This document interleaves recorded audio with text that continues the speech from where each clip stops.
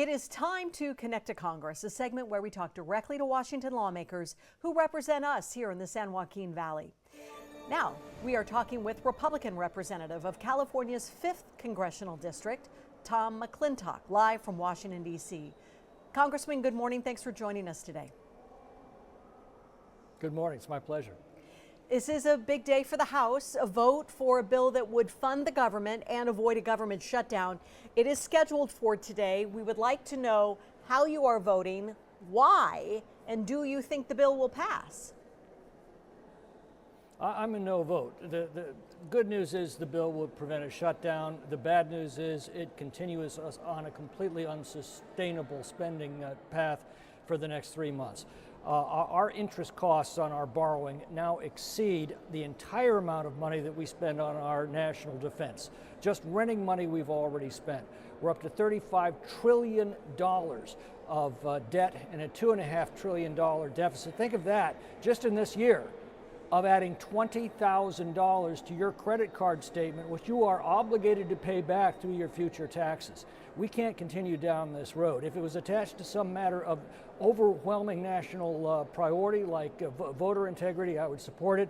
But this is simply kicking the can another 3 months down a path that leads us very rapidly to bankruptcy.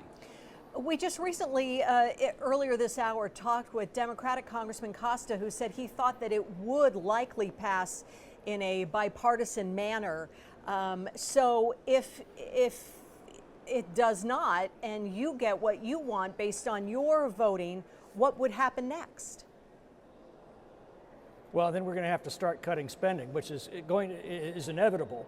The problem is kicking this can another 3 months down the road. There is no reason to believe that Congress will be addressing this issue 5 days before Christmas than it is right now. And at some point, you've got to draw the line and say, enough, we've got to get serious. Okay. It sounds like you are getting serious when it comes to addressing the health of our forests. Can you tell us more about a bill that you're working on there? Well, you're speaking of the bill that we passed out of the House yesterday, a critically important bill. It allows the Forest Service to cut through enormous amounts of red tape that are preventing us from sustainably managing our forests. The environmental laws now, particularly NEPA, require 4.5 years of study before we can begin to thin out a forest. The cost of that is millions and millions of dollars. So not a lot of it gets done.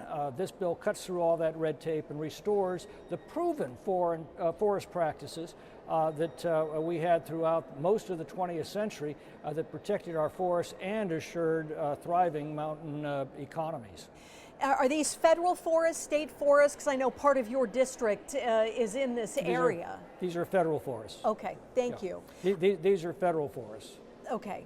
U.S. And that's about half of the forests in the Sierra. The other half of the forests, by the way, are privately owned. They're not subject to this lands. They are well managed, well maintained, and the private owners actually make money doing that. The federal government's subject to all of these laws. Our forests are in decrepit condition, and we're losing money. That is a very important clarification. Thank you for that. U.S. troops are on their way to the Middle East as this violence is rising between Israel and Hezbollah. Do you support the move, and what do you see happening in this region over the next few months or so? Well, as I understand it, the use of the American troops is simply to effectuate an evacuation of American citizens in Lebanon. That's entirely appropriate. A combat role for them, of course, entirely inappropriate. That is the role of Congress to decide. I certainly strongly support Israel in the defense of their nation, both in the north against Hezbollah and in the south against Hamas. They were attacked and they're defending their homeland. They deserve all of our support, all of our material arms that we can provide them, but that is not a casus belli for the United States at this point. We only have about 25 seconds left, but I'd like to know, what do you think about maybe a two-state solution there with the Palestinians and Israel? Well, we had a two-state solution. It was called Gaza. You tell me how that's worked out. And that's a very clear answer. Congressman Tom McClintock, thank you very much for joining us today. Appreciate your time. My pleasure. Thanks for having me.